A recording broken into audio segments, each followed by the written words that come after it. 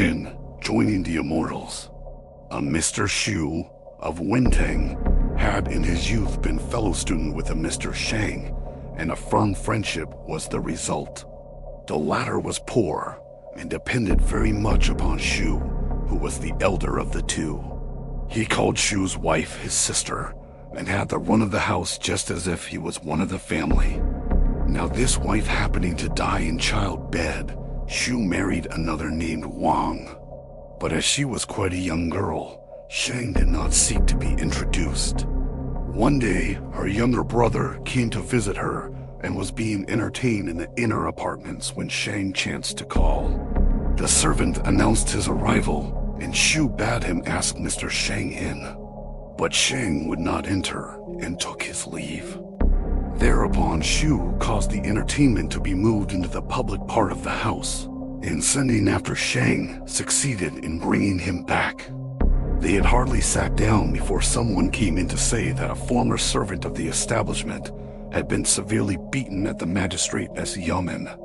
The facts of the case being that a cowboy of the Huang family connected with the Board of Rights had driven his cow across the Shu family as land, and that words had arisen between the two servants in consequence, upon which the Huang family servant had complained to his master, who had seized the other and had sent him in to the magistrates, where he had been bambooed. When Mr. Shu found out what the matter was, he was exceedingly angry and said, "How dares this pig-boy fellow behave thus? Why, only a generation ago his master was my father's servant." He emerges a little from his obscurity and immediately thinks himself, I don't know what. Swelling with rage, he rose to go in quest of Huang, but Shang held him back, saying, "The age is corrupt. There is no distinction between right and wrong. Besides, the officials of the day are half of them thieves, and you will only get yourself into hot water." Shu, however, would not listen to him, and it was only when tears were added to remonstrances that he consented to let the matter drop. But his anger did not cease, and he lay tossing and turning all night. In the morning he said to his family, "I can stand the insults of Mr. Huang, but the magistrate is an officer of the government and not the servant of influential people. If there is a case of any kind, he should hear both plaintiff and defendant, and not act like a dog, biting anybody he is set upon. I will bring an action against the cowboy and see what the magistrate will do to him." As his family rather egged him on, he accordingly proceeded to the magistrates and entered a formal plaint. But that functionary tore up his petition and would have nothing to do with it. This roused Shu's anger, and he told the magistrate plainly what he thought of him, in return for which contempt of court he was at once seized and bound. During the forenoon, Mr. Shang called at his house, where he learnt that Shu had gone into the city to prosecute the cowboy, and immediately hurried after him with a view to stop proceedings. But his friend was already in the jail, and all he could do was to stamp his foot in anger. Now it happened that 3 pirates had just been caught, and the magistrate and Huang, putting their heads together, bribed these fellows to say that Shu was one of their gang, whereupon the higher authorities were petitioned to deprive him of his status as a graduate and a magistrate, then had him most unmercifully bambooed. Mr. Shang gained admittance to the jail, and, after a painful interview, proposed that a petition should be presented direct to the throne. "Alas," cried Shu, "here am I bound and guarded like a bird in a cage. I have indeed a young brother, but it is as much as he can do to provide me with food." Then Shang stepped forward, saying, "I will perform this service. Of what use are friends who will not assist in the hour of trouble?" So away he went, and Shu's son provided him with money to defray his expenses. After a long journey, he arrived at the capital, where he found himself quite at a loss as to how he should get the petition presented. However, hearing that the emperor was about to set out on a hunting tour, he concealed himself in the marketplace, and when his majesty passed by, prostrated himself on the ground with loud cries and gesticulations. The emperor received his petition and sent it to the Board of Punishments, desiring to be furnished with a report on the case. It was then more than 10 months since the beginning of the affair, and Shu, who had been made to confess to this false charge, was already under sentence of death.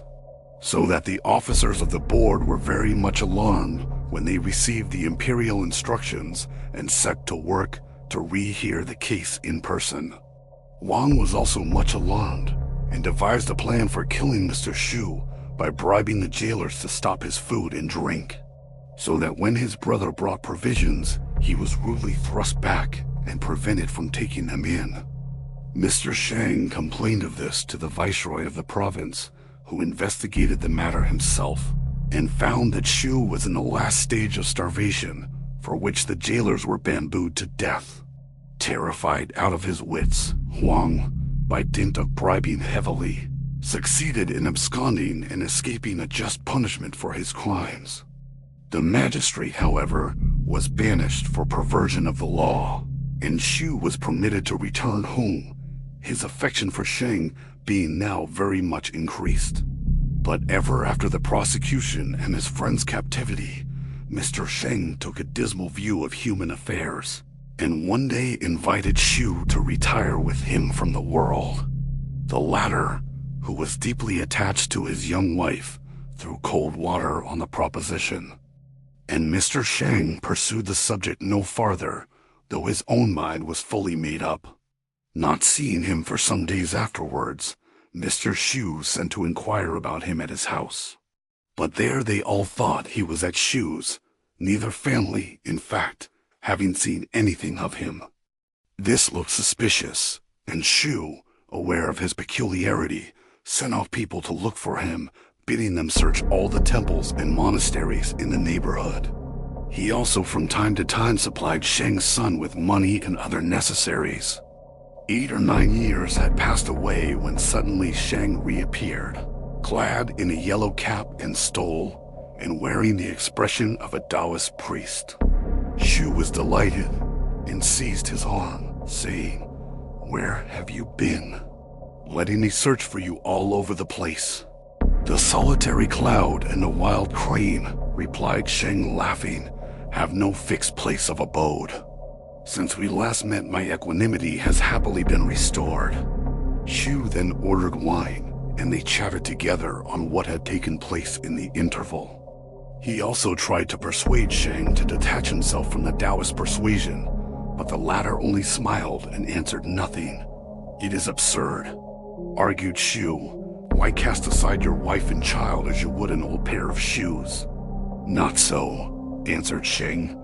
"A man may wish to cast aside his son, but how can he do so?" Shu asked where he lived, to which he replied, "In the great pure mansion on Mount Lao." They then retired to sleep on the same bed, and by and by Shu dreamt that Ch-Un was lying on his chest so that he could not breathe. In a fright, he asked him what he was doing, but got no answer, and then he waked up with a start. Calling to Shang and receiving no reply, he sat up and stretched out his hand to touch him. The latter, however, had vanished, he knew not whither. When he got calm, he found he was lying at Shang-Yi's end of the bed, which rather startled him. "I was not tipsy last night," reflected he. "How could I have got over here?" He next called his servants, and when they came and struck a light, lo, he was Shang. Now Shu had had a beard, so he put up his hand to feel for it, but found only a few straggling hairs. He then seized a mirror to look at himself and cried out in alarm, "If this is Mr. Shang, where on earth am I?" By this time he was wide awake and knew that Shang had employed magic to induce him to retire from the world. He was on the point of entering the ladies' apartments, but his brother, not recognizing who he was, stopped him and would not let him go in. And as he himself was unable to prove his own identity, he ordered his horse that he might go in search of Chang. After some days' journey, he arrived at Mount Lao, and as his horse went along at a good rate, the servant could not keep up with him. By and by, he rested a while under a tree and saw a great number of Taoist priests going backwards and forwards, and among them was one who stared fixedly at him.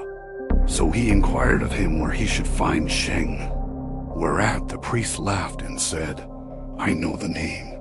He is probably in the Great Pure Mansion."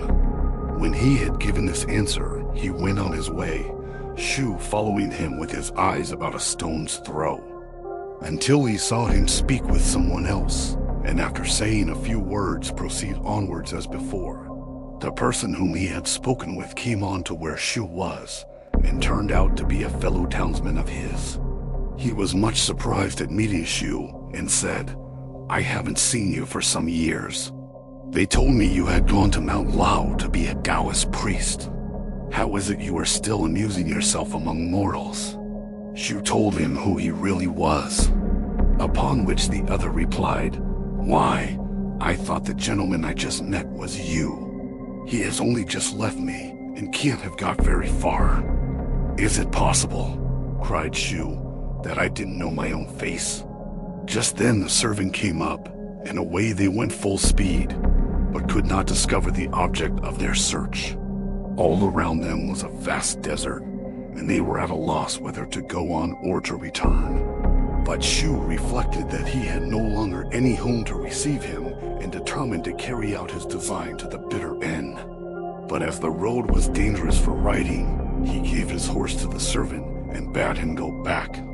On he went cautiously by himself, until he spied a boy sitting by the wayside alone. He hurried up to him and asked the boy to direct him where he could find Mr. Sheng.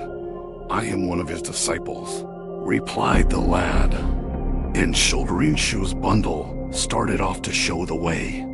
They journeyed on together, taking their food by the light of the stars, but this great pure locality was not like that generally spoken of in the world. Though as late as the middle of the 10th moon, there was a great profusion of flowers along the road, quite unlike the beginning of winter. The lad went in and announced the arrival of a stranger, whereupon Mr. Sheng came out, and Shu recognized his own features. Sheng grasped his hand and led him inside, where he prepared wine and food, and they began to converse together. Shu noticed many birds of strange plumage, so tame that they were not afraid of him, and these from time to time would alight on the table and sing with voices like panpipes. He was very much astonished at all this, but a love of mundane pleasures had eaten into his soul, and he had no intention of stopping. On the ground were 2 rush mats, upon which Sheng invited his friend to sit down with him. Then about midnight a serene calm stole over him, and while he was dozing off for a moment, he seemed to change places with Sheng. Suspecting what had happened, he put his hand up to his chin and found it covered with a beard as before. At dawn he was anxious to return home, but Sheng pressed him to stay. And when 3 days had gone by, Sheng said to him, "I pray you take a little rest now. Tomorrow I will set you on your way." Shu had barely closed his eyelids before he heard Sheng call out, "Everything is ready for starting." So he got up and followed him along a road other than that by which he had come, and in a very short time he saw his home in the distance. In spite of Shu's entreaties, Sheng would not accompany him so far, but made Shu go, waiting himself by the roadside. So the latter went alone, and when he reached his house, knocked at the door. Receiving no answer, he determined to get over the wall, when he found that his body was as light as a leaf, and with one spring he was over. In the same manner he passed several inner walls, until he reached the lady's apartments, where he saw by the still burning lamp that the inmates had not yet retired for the night. Hearing people talking within, he licked a hole in the paper window and peeped through, and saw his wife sitting drinking with a most disreputable-looking fellow. Bursting with rage, his first impulse was to surprise them in the act, but seeing there were 2 against 1, he stole away and let himself out by the entrance gate, hurrying off to Sheng, to whom he related what he had seen and finally begged his assistance. Sheng willingly went along with him, And when they reached the room, Shu seized a big stone and hammered loudly at the door. All was then confusion inside, so Shu hammered again, upon which the door was barricaded more strongly than before. Here Shang came forward with his sword and burst the door open with a crash. Shu rushed in, and the man inside rushed out. But Shang was there, and with his sword cut his arm right off. Shu rudely seized his wife and asked what it all meant, to which she replied that the man was a friend who sometimes came to take a cup of wine with them. Thereupon Shu borrowed Shang's sword and cut off her head, hanging up the trunk on a tree in the courtyard.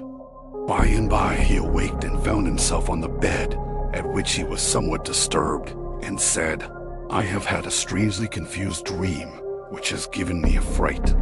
"My brother," replied Shang, smiling, "you look upon dreams as realities. You mistake realities for dreams."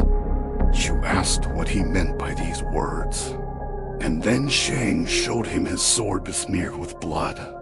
Shu was terrified and sought to destroy himself, but all at once it occurred to him that Shang might be deceiving him again.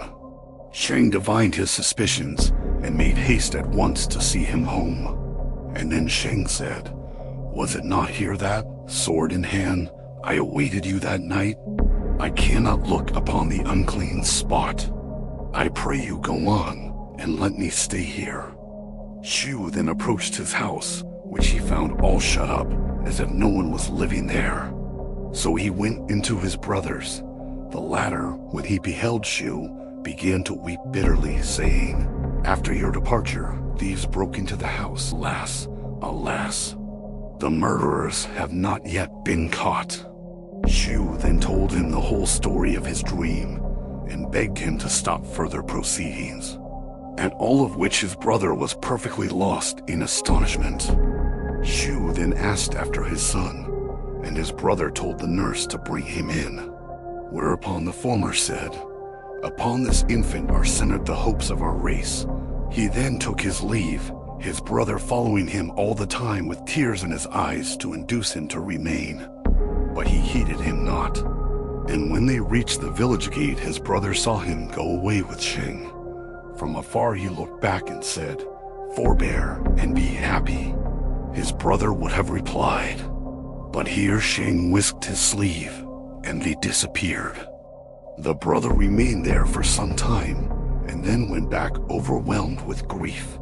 He was an unpractical man, and before many years were over, all the property was gone, and the family reduced to poverty.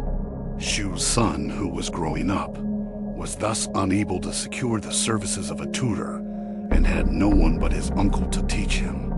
One morning, on going into the schoolroom, the uncle found a letter lying on his desk, addressed to himself in his brother's handwriting. There was, however, nothing in it but a fingernail about 4 inches in length. Surprised at this, he laid the nail down on the ink slab while he went out to ask whence the letter had come. This no one knew. But when he went back, he found that the inkstone had been changed into a piece of shining yellow gold. More than ever astonished, he tried the nail on copper and iron things, all of which were likewise turned to gold. He thus became very rich, sharing his wealth with Shu's son. And it was bruited about that the two families possessed the secret of transmutation. Thanks for watching. Please like the video and subscribe to the channel for more excellent content.